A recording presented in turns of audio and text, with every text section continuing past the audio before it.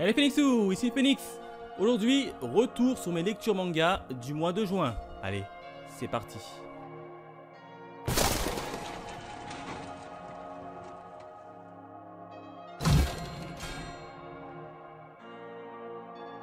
Alors au niveau de ce mois-ci, j'ai lu 8 petits tomes de manga et on démarre de suite avec une nouvelle maison d'édition. Alors la maison d'édition c'est Noévé Graphics, je crois que ça se prononce comme ça. Et j'ai pris le tome 1 de Donkal Mystery de Yumi Tamura. Alors là c'était une petite nouveauté qui m'avait un peu tourné de l'œil. Alors au niveau de l'histoire, ça raconte quoi? Ça raconte simplement l'histoire, on va dire, d'un jeune étudiant qui se fait arrêter parce qu'il est soupçonné de meurtre tout simplement. Et en fait on va très vite s'en apercevoir que l'étudiant en question est assez intelligent et il va essayer de démontrer aux enquêteurs que ce n'est pas lui qui l'a buté. Donc voilà à peu près le speech de départ. Alors moi qu'est-ce que j'en ai pensé? Pour une nouveauté, je l'ai lu et puis j'arrive pas réellement à rentrer dedans. Alors d'habitude je suis plutôt fan des séries un peu thriller, policier. Je m'attendais vraiment à une histoire avec vraiment un méchant et au niveau du scénario que ça allait se passer sur le méchant unique. Mais là j'ai l'impression quand même que dans ce tome ça va être une petite succession de petites histoires. Déjà on en a déjà deux dans ce tome là. La première enquête elle s'est terminée dedans et puis il y a une deuxième enquête qui va partir tout simplement sur un nouveau méchant. Donc ça va pas être un méchant unique, mais ça va être une succession de petites histoires. Et j'arrive pas du tout à rentrer dans le personnage de lui, de l'étudiant qui est sur la jaquette, qui est le personnage principal. J'y arrive pas. Déjà au niveau du texte, il y en a beaucoup quand même. Par rapport à des mangas que je lis, il y a énormément de textes et franchement je m'attendais à vraiment une course poursuite, de l'action, etc. Mais ça va plus être un titre thriller policier, mais qui est plus basé sur les échanges entre les personnages. Et donc du coup il n'y aura pas réellement d'action, mais ça va se jouer sur le blabla en gros. Et c'est pas trop mon kiff et mon domaine. Donc malheureusement je m'arrête là pour ce titre qui est Don't Call It Mystery des éditions Noé Graphics. On continue avec une suite de lecture des éditions Méan avec Gannibal, le tome 5. Encore une fois Gannibal, toujours aussi intéressant, toujours puissant. J'adore. Personnellement, j'adore réellement ce titre. Là, encore une fois, c'est un titre, cette fois-ci, toujours policier thriller, mais qui est largement mieux que le précédent. En tout cas pour moi, je préfère largement Gannibal que Don't Call It Mystery. Encore une fois, on va retrouver notre jeune père qui essaye de sauver les enfants qui ont été kidnappés pour être donnés en sacrifice. On continue toujours dedans avec un thriller, du suspense, de l'action, bref, je kiffe réellement ce titre. Pour ceux qui ne connaissent pas, Gannibal des éditions Méan. On continue mes lectures manga avec la maison d'édition Kyun où j'ai lu deux titres et l'un d'eux c'est Darwin Games, le tome 22. Encore une fois Darwin Games c'est très bon. On va continuer encore à suivre les aventures de Kaname qui se demande qu'est-ce qui se passe et on va en apprendre un peu plus sur ce petit personnage et ça c'est plutôt sympa. Pour rappel, j'ai fait la review du tome 20 et du tome 21 sur cette chaîne qui est d'ailleurs déjà présente et je continuerai mes reviews. On continue avec le second tome, enfin la seconde série que je lis au niveau de cette maison d'édition. Il s'agit d'une nouveauté en plus, Root End. Root End, une petite nouveauté pour moi avec le tome 1. Alors là, dans la globalité, j'aime bien. Personnellement, j'aime bien. Alors dans l'histoire, ça raconte quoi? On va tout simplement suivre un meurtrier qui tue des gens et quand il tue des gens avec leur cadavre, il écrit End si vous préférez. Et a priori, le meurtrier en question serait connu de l'entourage d'une personne. Donc voilà, je ne rentre pas volontairement dans les détails pour tout simplement éviter de vous spoil.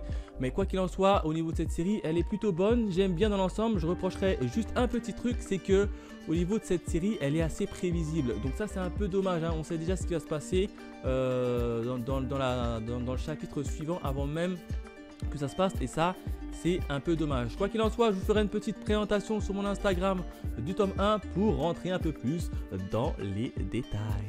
On continue mes lectures avec encore une nouveauté, hein, des éditions cette fois-ci Panini Manga, et il s'intitule Sido avec le tome 1. Alors déjà, de quoi racontent les petites histoires? On va tout simplement deux frères, hein, qui vont tout simplement essayer de survivre après que leur mère soit morte d'une maladie.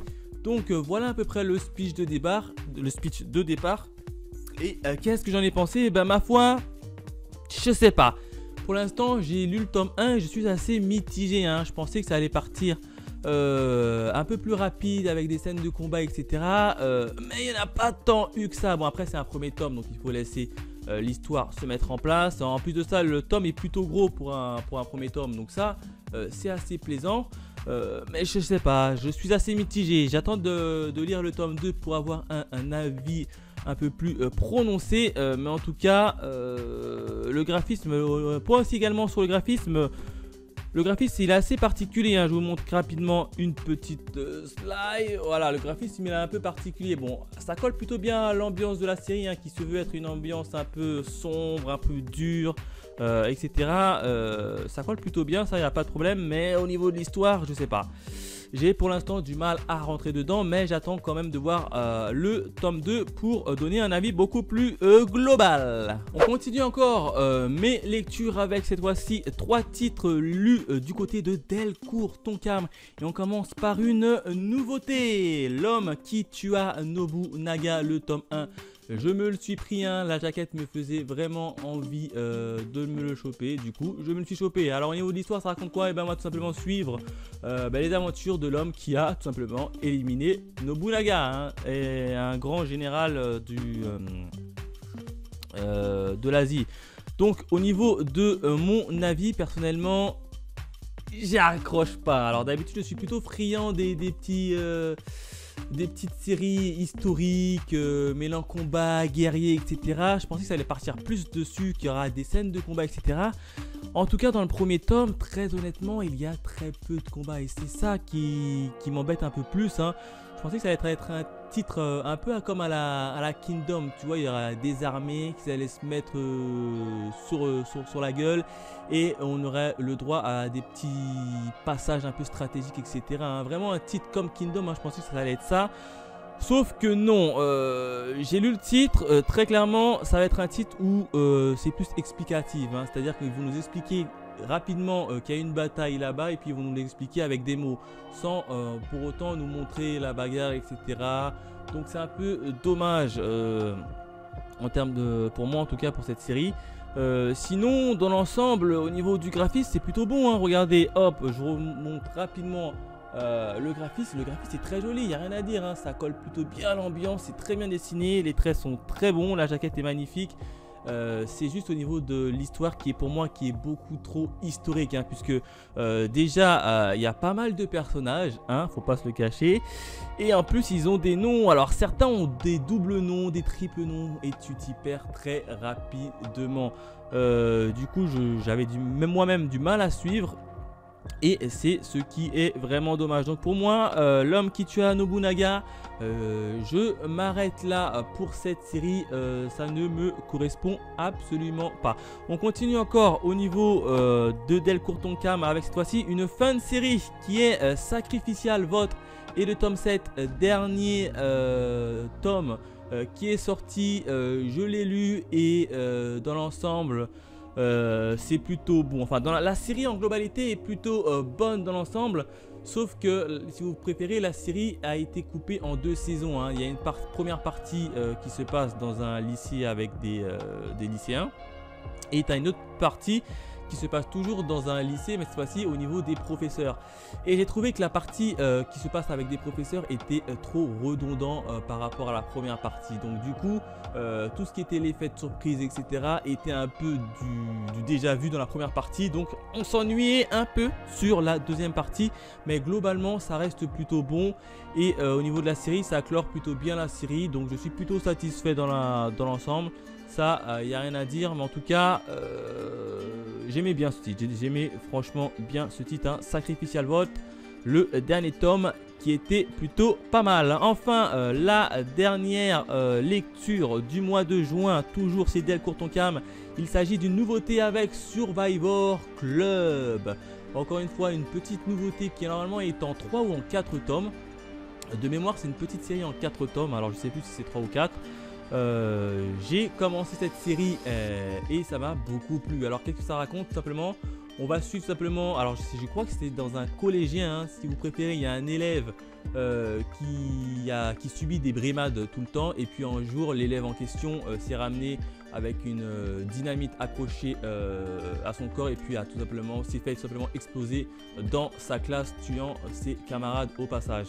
Donc voilà à peu près le speech de départ. Et là, franchement, le titre est très bon, hein, il n'y a rien à dire, hein. On va retrouver les camarades, enfin les quelques survivants qu'ils ont pu s'en tirer, mais ils en ont laissé quand même chacun une partie de son corps. Et a priori, dans les survivants, se cacherait la personne qui aurait fourni la bombe au kamikaze, tout simplement. Et on essaye de le retrouver. Donc dans un petit rôle de enquête interne entre collégiens et lycéens, il y a quand même des sujets assez durs à aborder, hein, notamment la brimade, hein, la brimade à l'école, etc. Donc c'est un titre que j'ai plutôt bien aimé, ça il n'y a rien à dire. Je continuerai bien évidemment cette petite série et je vous ferai une petite vidéo présentation sur mon compte Instagram. Voilà ce que je pouvais dire au niveau de mes lectures du mois de juin. 8 petits titres lus, hein. N'hésitez pas à me dire dans les commentaires vos avis sur les titres que j'ai lus, ou bien sur votre propre lecture. Dites-moi ça en commentaire. Quant à nous, on se retrouve très vite pour de nouvelles aventures. Allez, bye mes Phoenixous.